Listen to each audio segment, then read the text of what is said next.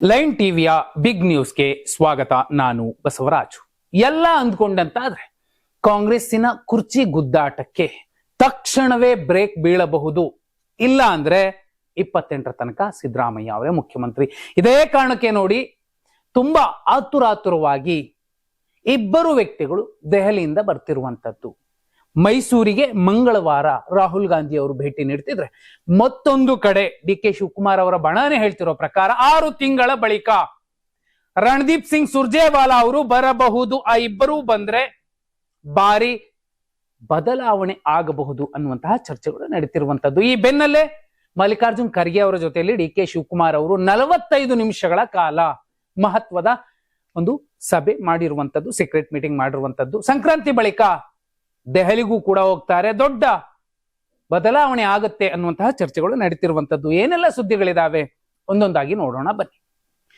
ನಾಳೆ ಕಾಂಗ್ರೆಸ್ನಲ್ಲಿನ ಕುರ್ಚಿ ಕದನಕ್ಕೆ ಮಂಗಳವಾರ ಕ್ಲೈಮ್ಯಾಕ್ಸ್ ಸಿಗಬಹುದು. ಯಾಕಂದ್ರೆ ಸಿಎಂ ಸಿದ್ದರಾಮಯ್ಯನವರ ಜೊತೆಗೆ ಡಿ ಕೆ ಶಿವಕುಮಾರ್ ಅವರು ಡಿಸಿಎಂ ಕೂಡ ಮೈಸೂರಿಗೆ ಪ್ರಯಾಣ ಮಾಡಲಿದ್ದಾರೆ. ಕಾರಣ ಇಷ್ಟೇ, ದಕ್ಷಿಣ ಚುನಾವಣಾ ಯಾತ್ರೆಯಾಗಿ ರಾಹುಲ್ ಗಾಂಧಿ ಅವರು ಮೈಸೂರಿಗೆ ಬರ್ತಿದ್ದಾರೆ. ವಯನಾಡು ಅಥವಾ ತಮಿಳುನಾಡಿಗೆ ಹೋಗೋ ಸಾಧ್ಯತೆ ಇದೆ. ಇದೇ ಸಂದರ್ಭವೇ ಅವರು ಮೈಸೂರಲ್ಲಿ ಸಿದ್ದರಾಮಯ್ಯ ಅವರನ್ನ ಭೇಟಿ ಮಾಡಲಿದ್ದಾರೆ. ಆ ಭೇಟಿಯ ಸಂದರ್ಭ ಡಿಸಿಎಂ ಡಿ ಕೆ ಶಿವಕುಮಾರ್ ಅವರು ಕೂಡ ಮಂಡಕಹಳ್ಳಿ ವಿಮಾನ ನಿಲ್ದಾಣದಲ್ಲಿ ರಾಹುಲ್ ಗಾಂಧಿ ಅವರಿಗೆ ವೆಲ್ಕಮ್ ಮಾಡಲಿದ್ದಾರೆ. ಸಂಕ್ರಾಂತಿಗೆ 2 ದಿನ ಮೊದಲೇ ರಾಹುಲ್ ಗಾಂಧಿ ಅವರು ಸಿದ್ದರಾಮಯ್ಯ ಮತ್ತು ಡಿ ಕೆ ಶಿವಕುಮಾರ್ ಅವರ ಮುಖಾಮುಖಿ ಭೇಟಿ ಆಗ್ತಿರುವಂತದ್ದು. ಮತ್ತೆ ಮಹತ್ವದ ಬೆಳವಣಿಗೆಗೆ ಈ ಭೇಟಿ ಸಾಕ್ಷಿ ಆಗಬಹುದು ಅಂತ ಚರ್ಚೆ ಮಾಡಲಾಗ್ತಿರುವಂತದ್ದು. ಮೇಲ್ನೋಟಕ್ಕೆ ಅಂದ್ರೆ PR ಸ್ಟಂಟ್ ಏನಿದೆ ಡಿ ಕೆ ಶಿವಕುಮಾರ್ ಅವರ ಬಣದ್ದು ಚೇಂಜ್ ಆಗೇ ಆಗುತ್ತೆ ಅನ್ನೋದನ್ನ ಹರಿಯ ಬಿಟ್ಟಿದ್ದಾರೆ. ಮೈನ್ಸ್ಟ್ರೀಮ್ ಮೀಡಿಯಾದಲ್ಲೂ ಕೂಡ ಅದೇ ಸುದ್ದಿ ಹರಿದಾಡ್ತಿದ್ರೆ, ವಾಸ್ತವದಲ್ಲಿ ಅಂಥದ್ದೇನು ದೊಡ್ಡ ಬೆಳವಣಿಗೆ ಆಗೋದಿಲ್ಲ. ಇಬ್ಬರು ನಾಯಕರನ್ನ 2 ಖಾತೆ ಅವರಿಗೆ ಕೊಡುವ ಮೂಲಕ ಸಂಪುಟ ವಿಸ್ತರಣೆ ಮಾಡುವ ಸಾಧ್ಯತೆಗಳು ಹೆಚ್ಚಿದೆ ಅನ್ನುವಂಥದ್ದು ಬಹುಮುಖ್ಯ ವಿಚಾರ. ಡಿ ಕೆ ಶಿವಕುಮಾರ್ ಅವರು ಮತ್ತೆ ಸಂಯಮದಿಂದ ಇರಬೇಕಾಗುತ್ತೆ, ಅಥವಾ ಅವ್ರದ್ದೊಂದು ಡೇಟ್ ಫಿಕ್ಸ್ ಮಾಡ್ಕೊಂಡಿದ್ದಾರೆ. ಈಗ ಅದು ಬದಲಾದ್ರೆ, ಆ ಸಂದರ್ಭದಲ್ಲೂ ಏನು ವ್ಯತ್ಯಾಸ ಆಗ್ಲಿಲ್ಲ ಅಂದ್ರೆ ಅವರ ದಾರಿ ಅವ್ರು ನೋಡ್ಕೋತಾರೆ ಅನ್ನುವಂತಹ ಚರ್ಚೆಗಳು ನಡೀತಿರುವಂತದ್ದು. ನಾಯಕತ್ವ ಬದಲಾವಣೆ ಗೊಂದಲ ವಿಚಾರವಾಗಿ ಡಿ ಕೆ ಶಿವಕುಮಾರ್ ಅವರು ಒತ್ತಡ ತಂತ್ರ ಪ್ರಯೋಗಿಸಲು ಮುಂದಾಗಿದ್ದಾರೆ. ಸಂಕ್ರಾಂತಿ ಮರುದಿನವೇ ದೆಹಲಿಗೆ ಹಾರಲಿರುವ ಡಿ ಕೆ ಶಿವಕುಮಾರ್ ಅವರು ವರಿಷ್ಠರನ್ನ ಭೇಟಿಯಾಗಲಿದ್ದಾರೆ. ಜನವರಿ 16 ಮತ್ತು ಜನವರಿ 22ರಂದು ದೆಹಲಿ ಟೂರ್ ಫಿಕ್ಸ್ ಮಾಡಿಕೊಂಡಿರುವ ಡಿ ಕೆ ಶಿವಕುಮಾರ್ ಅವರು ಮತ್ತೊಂದು ದಿನ ರಾಹುಲ್ ಗಾಂಧಿ ಭೇಟಿಗೆ ಅವಕಾಶ ಕೇಳಿದ್ದಾರಂತೆ. ಜನವರಿ 16ರಂದು ಅಸ್ಸಾಂ ಚುನಾವಣೆಗೆ ಸಂಬಂಧಪಟ್ಟಂತೆ ವೀಕ್ಷಕರ ಸಭೆ ಇದೆ. ಬಳಿಕ ರಾಹುಲ್ ಗಾಂಧಿ ಜೊತೆಗೆ ಪ್ರತ್ಯೇಕ ಚರ್ಚೆಗೆ ಮತ್ತು ಜನವರಿ 22ರಂದು ಕೂಡ ವರಿಷ್ಠರನ್ನ ಭೇಟಿ ಆಗಲಿದ್ದಾರೆ. ಜನವರಿ ತಿಂಗಳ ಅಂತ್ಯದ ವೇಳೆಗೆ ನಾಯಕತ್ವ ಗೊಂದಲಕ್ಕೆ ತೆರೆ ಬೀಳುವ ನಿರೀಕ್ಷೆ ಇದೆ ಎನ್ನಲಾಗ್ತಿದೆ. ಜನವರಿ 16ರಿಂದ ಜನವರಿ 22. ಮಾರ್ಚ್ 6ನೇ ತಾರೀಕು ಸಿದ್ದರಾಮಯ್ಯ ಅವರು ಬಜೆಟ್ ಮಂಡನೆ ಮಾಡಬೇಕಿದೆ. ಅಷ್ಟರ ಒಳಗಡೆ ನನ್ಗೊಂದು ಕ್ಲಾರಿಟಿ ಕೊಡಿ, ನನ್ನನ್ನು ಕೂರಿಸ್ತಿರೋ ಇಲ್ವೋ, ನನಗೆ ಸಿಎಂ ಸ್ಥಾನ ಸಿಗುತ್ತೋ ಇಲ್ವೋ, ಕ್ಲಾರಿಟಿ ಕೊಡಿ ಅನ್ನುವಂತಹ ಮೆಸೇಜ್ ಅನ್ನ ಈಗಾಗಲೇ ಕೊಟ್ಟಿರುವಂತದ್ದು. ಅದು ಎಲ್ಲಿ? 45 ನಿಮಿಷಗಳ ಮಹತ್ವದ ಸಭೆಯಲ್ಲಿ. ಸಿಎಂ ಡಿಸಿಎಂ ನಡುವೆ ಕಾಂಪ್ರಮೈಸ್ ಥಿಯರಿ ಸಿದ್ಧವಾಗ್ತಿದ್ಯಾ ಅನ್ನೋ ಅನುಮಾನ ಮೂಡಿಸ್ತಿರುವಂತದ್ದು. ಕಾರಣ ಇಷ್ಟೇ, ಈ ಬಿಸಿ ಚರ್ಚೆಗೆ ಕಾರಣವಾಗಿರುವಂತದ್ದು 3 ತಿಂಗಳ ಕದನ ವಿರಾಮ ವಿಸ್ತರಣೆ ಜೊತೆಗೆ ಸಿದ್ದರಾಮಯ್ಯ ದಾಖಲೆ ಬಜೆಟ್ ಮಂಡನೆಗೆ ಅವಕಾಶ ಸಿಗುವ ಸಾಧ್ಯತೆಗಳು ಹೆಚ್ಚಿವೆ. ಸಿಎಂ ಡಿಸಿಎಂ ಕಾಂಗ್ರೆಸ್ ಹೈಕಮಾಂಡ್ಗೆ ಸ್ಮೂತ್ ಆಪ್ಷನ್ ಕೊಡ್ತಾರಾ ಎಂಬ ಕುತೂಹಲ ಮನೆ ಮಾಡಿದೆ. ಈ ಹೊತ್ತಲ್ಲೇ ಎಐಸಿಸಿ ಅಧ್ಯಕ್ಷ ಮಲ್ಲಿಕಾರ್ಜುನ್ ಖರ್ಗೆ ಅವರನ್ನ ಡಿ ಕೆ ಶಿವಕುಮಾರ್ ಅವರು ಖರ್ಗೆ ಅವರ ಸದಾಶಿವ ನಗರದ ನಿವಾಸದಲ್ಲಿ ಭೇಟಿಯಾದ್ರು. ಭಾರಿ ಕುತೂಹಲ ಹುಟ್ಟುಹಾಕಿದ್ದು ಈ ಮೀಟಿಂಗ್. ಸುಮಾರು 45 ನಿಮಿಷಗಳ ಕಾಲ ಬೆಂಗಳೂರಿನ ಸದಾಶಿವನಗರದ ಖರ್ಗೆ ನಿವಾಸದಲ್ಲಿ ಡಿ ಕೆ ಶಿವಕುಮಾರ್ ಅವರು ಮತ್ತು ಖರ್ಗೆ ಅವರು ಮಾತುಕತೆ ನಡೆಸಿದ್ರು.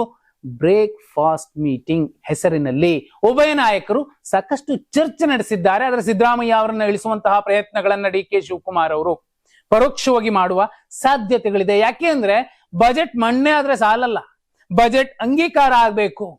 ಅಂತಹ ಸಂದರ್ಭ ಡಿ ಕೆ ಶಿವಕುಮಾರ್ ಅವರು ತಮ್ಮ ಬಣದ ಸುಮಾರು 20ಕ್ಕೂ ಅಧಿಕ ಶಾಸಕರನ್ನ ಗೈರ್ ಹಾಜರಾಗುವಂತೆ ನೋಡ್ಕೋತಾರೆ ಅನ್ನುವಂಥ ಚರ್ಚೆಗಳು ಕೂಡ ಹರಿದಾಡ್ತಿದ್ದಾವೆ. ಆದ್ರೆ ಅದು ಎಷ್ಟು ಸಾಧ್ಯ ಅನ್ನುವಂಥದ್ದು ಕೂಡ ಮುಖ್ಯ ಆಗುತ್ತೆ. ಉತ್ತರ ಕರ್ನಾಟಕ ಭಾಗದಲ್ಲಿ ಹುಟ್ಟಬೇಕಿತ್ತು ಎಂಬ ಡಿ ಕೆ ಶಿವಕುಮಾರ್ ಅವರ ಹೇಳಿಕೆಗೆ ಎಐಸಿಸಿ ಅಧ್ಯಕ್ಷ ಮಲ್ಲಿಕಾರ್ಜುನ್ ಖರ್ಗೆ ತೀಕ್ಷ್ಣವಾಗಿ ಟಾಂಗ್ ಕೊಟ್ಟಿದ್ದಾರೆ. ಕಲಬುರಗಿ ಜಿಲ್ಲೆ ಎಡ್ರಾಮಿಯಲ್ಲಿ ವಿವಿಧ ಅಭಿವೃದ್ಧಿ ಕಾಮಗಾರಿಗಳಿಗೆ ಚಾಲನೆ ನೀಡಿದ ಕಾರ್ಯಕ್ರಮದಲ್ಲಿ ಮಾತನಾಡಿದ ಖರ್ಗೆ ಈ ಭಾಗದಲ್ಲಿ ಹುಟ್ಟಬೇಕಿತ್ತು ಎಂದು ಡಿ ಕೆ ಶಿವಕುಮಾರ್ ಅವರು ಹೇಳ್ತಾರೆ. ನೀವು ಇಲ್ಲಿ ಹುಟ್ಟುವುದು ಬೇಡ, ನಾವು ಅಲ್ಲಿ ಹುಟ್ಟುವುದು ಬೇಡ, ನಿಮ್ಮ ಮೈಸೂರು ಬೆಂಗಳೂರಿನ ರೀತಿ ಅಭಿವೃದ್ಧಿ ಮಾಡಿ ಸಾಕು. ಆ ಕ್ಷೇತ್ರದ ಭಾಗಗಳು ಎಷ್ಟು ಅಭಿವೃದ್ಧಿ ಆಗಿದೆಯೋ ಅದರ 75% ಕಲ್ಯಾಣ ಕರ್ನಾಟಕ ಅಭಿವೃದ್ಧಿ ಆಗಲು ನೆರವು ನೀಡಿ. ಸಿಎಂ ಹಾಗೂ ಡಿಸಿಎಂ ಈ ಭಾಗದ ಬಗ್ಗೆ ಗಮನ ಕೊಡಿ, ನಿಮ್ಮ ಭಾಗದಷ್ಟೇ ನಮ್ಮ ಭಾಗವನ್ನ ಅಭಿವೃದ್ಧಿ ಮಾಡಿ ಅಂತ ಗಟ್ಟಿ ಧ್ವನಿಯಲ್ಲೇ ಹೇಳಿದ್ದಾರೆ. ಖಂಡಿತವಾಗ್ಲೂ ಅಭಿವೃದ್ಧಿ ಮಾಡಬೇಕು. ಆದ್ರೆ ಒಂದು, ಇದುವರೆಗೂ ಶಾಸಕರಾಗಿ ಸಂಸದರಾಗಿ ಅಲ್ಲಿನ ಎಲ್ಲರೂ ಇನ್ಕ್ಲೂಡಿಂಗ್ ಮಲ್ಲಿಕಾರ್ಜುನ್ ಖರ್ಗೆ ಏನ್ ಅಭಿವೃದ್ಧಿ ಮಾಡಿದ್ದೀರಿ ಪ್ರಶ್ನೆ ಮಾಡ್ಬೇಕಲ್ವಾ? ಯಾಕಂದ್ರೆ 371J ಇದೆ, ವಿಶೇಷ ಸವಲತ್ತುಗಳಿದಾವೆ, ಅದನ್ನೂ ತಂದಿದ್ದು ಮಲ್ಲಿಕಾರ್ಜುನ್ ಖರ್ಗೆ ಅವರೇ. ಹಾಗೆ ನೋಡಿದ್ರೆ ಇದನ್ನು ಮೀರಿ 1952ರಿಂದ ಇಲ್ಲಿನ ತನಕ 224 ಶಾಸಕರು, ಆರಂಭದಲ್ಲಿ 99 ಇದ್ದಿದ್ದು, ಅದು ಮೈಸೂರು ರಾಜ್ಯ ಇದ್ದಾಗ. ಅದಾದ್ಮೇಲೆ 172, 202, 224 ಹೀಗೆ ಕ್ಷೇತ್ರ ಪುನರ್ ವಿಂಗಡಣೆಯ ನಂತರ ವಿಧಾನಸಭಾ ಕ್ಷೇತ್ರಗಳ ಸಂಖ್ಯೆ ಹೆಚ್ಚಾಯ್ತಾ ಹೋಯ್ತು. ಆದ್ರೆ ಅಲ್ಲಿ ತನಕ ಅನುದಾನ ಅಂತ ತಗೊಂಡೋದಂತಹ ಶಾಸಕರು ಏನ್ ಮಾಡ್ತಿದ್ರು? ಉತ್ತರ ಕರ್ನಾಟಕ ಅಭಿವೃದ್ಧಿ ಆಗ್ಬೇಕು, ನೋ ಡೌಟ್.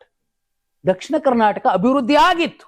ಈಗ ಅದನ್ನ ಅಭಿವೃದ್ಧಿ ಮಾಡಬೇಕು ಅಂದ್ರೆ ಅಲ್ಲಿನ ಶಾಸಕರಿಗೆ ಸಿಕ್ಕಷ್ಟೇ ಇಲ್ಲಿನ ಶಾಸಕರಿಗೂ ಅನುದಾನ ಸಿಗ್ತಿರುವಂತಹ ಸಂದರ್ಭದಲ್ಲಿ ಏನಾಯ್ತು ಹಣ? ಎಲ್ಲರೂ ಕೂಡ ಇದನ್ನೇ ಪ್ರಶ್ನೆ ಮಾಡ್ತಾರೆ. ಎಡ್ರಾಮಿ ಕಾರ್ಯಕ್ರಮದಲ್ಲೂ ಬಿಜೆಪಿ ವಿರುದ್ಧ ಸಿಎಂ ಸಿದ್ದರಾಮಯ್ಯ ವಾಗ್ದಾಳಿ ಮುಂದುವರಿಸಿದ್ದಾರೆ.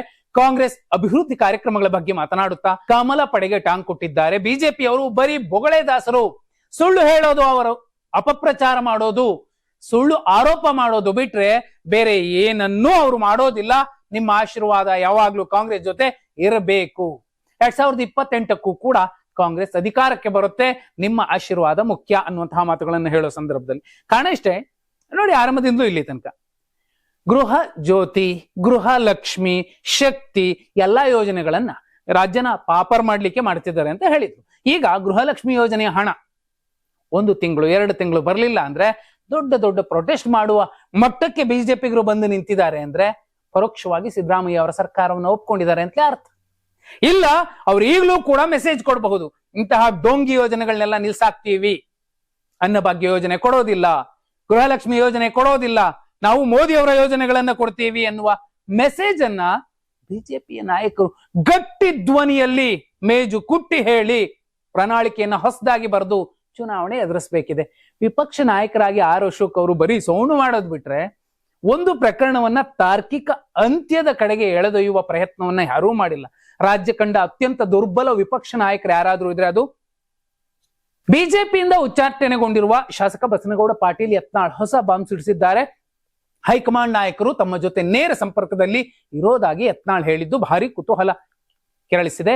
HY ಮೇಟಿ ಅವರ ನಿಧನದಿಂದ ತೆರವಾದ ಬಾಗಲಕೋಟೆ ಕ್ಷೇತ್ರದ ಉಪಚುನಾವಣೆಯಲ್ಲಿ ಬಿಜೆಪಿ ಅಭ್ಯರ್ಥಿಗೆ ಬೆಂಬಲ ನೀಡ್ತಾರಂತೆ ಹಾಗೂ ಆಹ್ವಾನಿಸಿದ್ರೆ ಪ್ರಚಾರಕ್ಕೂ ಹೋಗಲು ಸಿದ್ಧರಿದ್ದಾರಂತೆ. ಇನ್ನು ಇಂದಿನ ರಾಜಕಾರಣದ ಬಗ್ಗೆಯೂ ಯತ್ನಾಳ್ ಅಸಮಾಧಾನ ಹೊರಹಾಕಿದ್ದಾರೆ. ರಾಜಕಾರಣ ಹೇಗಿದೆ ಅಂದ್ರೆ ಶಕ್ತಿ ಪ್ರದರ್ಶನ ಎಂದು ಅನಿವಾರ್ಯವಾಗಿದೆ, ಅದನ್ನ ಮಾಡದಿದ್ರೆ ನಾಯಕತ್ವವನ್ನ ಗುರುತಿಸುವುದು ಸಾಧ್ಯವಾಗುವುದಿಲ್ಲ. ಮುಖ್ಯಮಂತ್ರಿ ಸಿದ್ದರಾಮಯ್ಯನವರಿಗೆ ಶಕ್ತಿ ಪ್ರದರ್ಶನ ಮಾಡಲು ಅಧಿಕಾರವಿದೆ, DK ಶಿವಕುಮಾರ್ ಅವರಿಗೂ ಶಕ್ತಿ ಇದೆ, ಪ್ರದರ್ಶಿಸಲಿ ಅಂತ ಸವಾಲು ಹಾಕಿರುವಂತದ್ದು. ಬಸನಗೌಡ ಪಾಟೀಲ್ ಯತ್ನಾಳ್ ಉತ್ತರ ಕರ್ನಾಟಕದ ವಿಚಾರ ಬಂದಾಗ ಹಲವು ಸಲ ತುಂಬಾ ಸಕಾರಾತ್ಮಕವಾಗಿ ವರ್ತಿಸ್ತಾರೆ.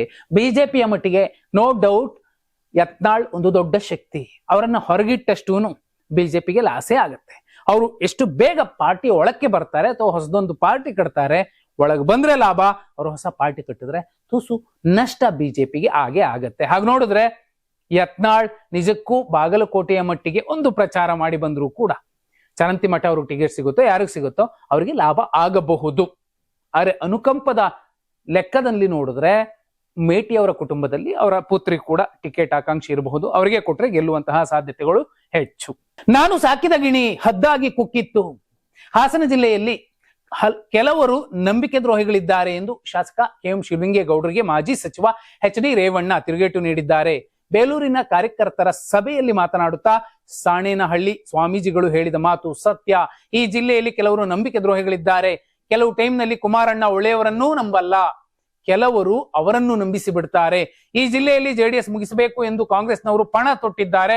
ಆದ್ರೆ ಮುಂದಿನ ಚುನಾವಣೆಯಲ್ಲಿ ರೇವಣ್ಣ ಅವರನ್ನ ಕೆಲವರು ಇಲ್ಲೇ ನಿಲ್ಲಿಸಲು ಹೊರಟಿದ್ದಾರೆ, ಬಂದು ನಿಲ್ಲಲಿ, ಜನ ಏನೆಂದು ತೋರಿಸ್ತಾರೆ ಎಂದು ಶಿವಲಿಂಗೇಗೌಡರು ರೇವಣ್ಣ ಅವರಿಗೆ ಸವಾಲು ಹಾಕಿರುವಂತದ್ದು.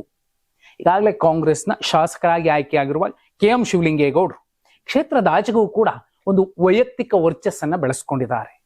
ಹೊಳೆನರಸೀಪುರದ ಆಚೆಗೆ ರೇವಣ್ಣ ಅವರು ಹೇಗೋ KM ಶಿವಲಿಂಗೇಗೌಡರು ಅಂದ್ರೆ ಯಾರಾದ್ರೂ ಕೂಡ ಹೇಳಬಲ್ಲರು. ಅರಸೀಕೆರೆ ಶಾಸಕರು ಸದನದಲ್ಲಿ ತುಂಬಾ ಚೆನ್ನಾಗಿ ಮಾತಾಡ್ತಾರೆ, ತೇಟ್ ಹಳ್ಳಿ ಸ್ಟೈಲಲ್ಲಿ ಡೈಲಾಗ್ ಹೊಡಿತಾರೆ ಅನ್ನುವಂತ ಒಂದು ವೈಯಕ್ತಿಕ ವರ್ಚಸ್ಸು ಅವರಿಗಿದೆ. ಹಾಗಂತ ಅಲ್ಲಿ ಶಿವಲಿಂಗೇಗೌಡರನ್ನ ಸೋಲ್ಸೋದು ಸುಲಭದ ಮಾತಾ? ಪಾಪ ಹೊಳೆನರಸೀಪುರದಂತಹ ಹೊಳೆನರಸೀಪುರದಲ್ಲೇನೆ ರೇವಣ್ಣ ಅವರು ತಿಣಕಾಡಿ ಗೆದ್ರು 2023 ಚುನಾವಣೆ. ಒಂದೇ ಒಂದು ಹೋಬಳಿಯಲ್ಲಿ ಸಿದ್ದರಾಮಯ್ಯ ಅವರು ಸುಮ್ಮನೆ ಹೋಗಿ ಒಂದು ಟೀ ಕುಡ್ಕೊಂಡ್ ಬಂದಿದ್ರು ಕೂಡ ರೇವಣ್ಣ ಅವರು ಸೋಲ್ತಿದ್ರು. ಈಗ ಶಿವಲಿಂಗೇಗೌಡರ ವಿರುದ್ಧ, ಅದು ಸಿದ್ದರಾಮಯ್ಯ ಅವರ ಆಪ್ತ ಅಂತ ಗುರುತಿಸಿಕೊಂಡಿರುವಂತಹ ನಾಯಕನಿಗೆ ನಾನೇ ಸಾಕಿದ ಗಿಣಿ ಹದ್ದಾಗಿ ಕುಕ್ಕಿದೆ. ಪಾಪ ಅವರ ಮಗ ಎಷ್ಟು ಸಮಸ್ಯೆ ಮಾಡ್ಕೊಂಡಿದಾರೋ ಅದು ಅವ್ರಿಗೆ ಬಿಟ್ಟಿತ್ತು. ಆದ್ರೆ ಶಿವಲಿಂಗೇಗೌಡರ ಕಡೆ ಈಗ ಆಕ್ರೋಶವನ್ನ ಹೊರಹಾಕ್ತಿದ್ದಾರೆ. ಹಾಗೆ ನೋಡಿದ್ರೆ ಎಷ್ಟೋ ಜನ ಹೋಗಿದ್ದಾರೆ, ಪಕ್ಷ ಕಳಿಸಿದೆ, ಪಕ್ಷ ನಾಯಕರನ್ನ ತಯಾರು ಮಾಡುವ ಕಾರ್ಖಾನೆ ರೀತಿಲೇ ಕಾಣುತ್ತೆ. ಶಿವಲಿಂಗೇಗೌಡರು ಹೊರಗೆ ಬಂದಿದ್ದಾರೆ. ಅರೆ ಪ್ರಜಾಪ್ರಭುತ್ವ ವ್ಯವಸ್ಥೆಯಲ್ಲಿ ಇಂಥವ್ರ ವಿರುದ್ಧ ಇಂಥವ್ರು ನಿಲ್ಬಾರ್ದು ಅಂತಲ್ಲ, ಗೆದ್ದು ತೋರಿಸೋದು ಮುಖ್ಯ ಆಗುತ್ತೆ. ಒಂದು ವೇಳೆ ಸಚಿವರಾಗಿ ಇನ್ನಷ್ಟು ಉತ್ತಮ ಕಾರ್ಯಗಳನ್ನ ಮಾಡಿದ್ರೆ ಅರಸೀಕೆರೆ ಜನ ಯಾಕೆ ಸೋಲಿಸ್ತಾರೆ? ಅದರಲ್ಲೂ ಮುಖ್ಯವಾಗಿ ನೀರು ತಂದ್ರೆ ಅರಸೀಕೆರೆ ಒಂದು ರೀತಿಯಲ್ಲಿ ಹಾಸನದ ಮಟ್ಟಿಗೆ ಉತ್ತರ ಕರ್ನಾಟಕ ತರ ಕಾಣಿಸ್ಬಿಡುತ್ತೆ. ಸುತ್ತಲೂ ನೀರಿದ್ರು ಕೂಡ ಅವ್ರಿಗೆ ನೀರಿಲ್ಲ. ಸಿದ್ದರಾಮಯ್ಯ ಮತ್ತು DK ಶಿವಕುಮಾರ್ ಬಣದ ನಡುವೆ ಹೊಸ ಪೈಪೋಟಿ ಶುರುವಾಗಿದೆ. ಅಪೆಕ್ಸ್ ಬ್ಯಾಂಕ್ ವಿಚಾರದಲ್ಲೂ ಕೈ ನಾಯಕರ ನಡುವೆ ಜಟಾಪಟಿ ಸಾಧ್ಯತೆ ಇದೆ. ಮಾಜಿ ಸಚಿವ KN ರಾಜಣ್ಣ ಅಧ್ಯಕ್ಷ ಸ್ಥಾನದ ಮೇಲೆ ಕಣ್ಣಿಟ್ಟಿದ್ದು ನಿರ್ದೇಶಕ ಸ್ಥಾನಕ್ಕೆ ನಾಮಪತ್ರ ಸಲ್ಲಿಸಿದ್ದಾರೆ. ಮತ್ತೊಂದೆಡೆ ಅಧ್ಯಕ್ಷ ಸ್ಥಾನಕ್ಕೆ DKಶಿ ಆಪ್ತರು ಪ್ರಯತ್ನ ನಡೆಸುತ್ತಿದ್ದಾರೆ. ಅವರ ಸಂಬಂಧಿ MLC ರವಿ ಆಕಾಂಕ್ಷಿಯಾಗಿರೋದು ಅಖಾಡವನ್ನು ಮತ್ತಷ್ಟು ರಂಗೇರಿಸಿದೆ. ಇನ್ನು ತಮ್ಮ ಆಪ್ತರಾಗಿರೋ CM ಸಹಕಾರದಿಂದಲೇ ಸ್ಥಾನ ಗಿಟ್ಟಿಸಲು ರಾಜಣ್ಣ ತಯಾರಿ ನಡೆಸಿದ್ದಾರೆ ಎನ್ನಲಾಗಿದೆ. ಈ ಮೂಲಕ ಸಚಿವ ಸ್ಥಾನ ತಪ್ಪಿದ್ರೆ ಅಫೆಕ್ಸ್ ಬ್ಯಾಂಕ್ ಅಧ್ಯಕ್ಷ ಸ್ಥಾನ ಗಿಟ್ಟಿಸಿಕೊಳ್ಳಲು ಲಾಬಿ ಮಾಡ್ತಿದ್ದಾರೆ. ನೋ ಡೌಟ್ ಅಫೆಕ್ಸ್ ಬ್ಯಾಂಕ್ ಅಧ್ಯಕ್ಷ ಸ್ಥಾನವನ್ನ ಸುಲಭವಾಗಿ CM ಬಣ ಬಿಟ್ಟುಕೊಡೋದಿಲ್ಲ.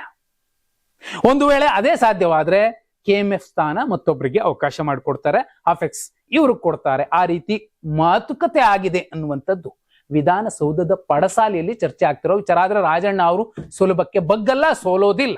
ಅಮೆರಿಕದ ಸುಂಕಾಸ್ತ್ರಕ್ಕೆ ಸೆಡ್ಡು ಹೊಡೆಯಲು ಭಾರತ ಆಕ್ರಮಣಕಾರಿ ವ್ಯಾಪಾರ ಒಪ್ಪಂದಗಳನ್ನ ಹುಡುಕ್ತಿದೆ. 50% ಸುಂಕ ಏರಿಕೆ ಬಳಿಕ ಅಮೆರಿಕ ಭಾರತದ ಸಂಬಂಧ ಕುಸಿತಿದೆ.